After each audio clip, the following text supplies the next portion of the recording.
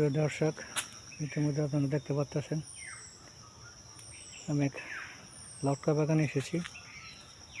লটকা বাগান বলতে আমার বোনের বাড়ি আর কি, শিবপুর দিলাপের গ্রাম, তাদেরই বাগান।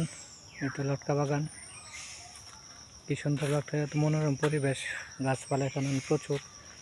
এখানে সবই মোটামুটি লটকা গাছের বাগান। তারপরে কাঁঠাল গাছ, আম গাছ, লিচু সবই বাগান আছে। বিশেষ করে লটকাটা বেশি আর কি। এই যে দেখতেছেন লটকা বাগান, প্রচুর পরিমাণে লটকা ধরছে। যেমন ডুমুর কীভাবে ধরে, ঠিক সেম এভাবেই।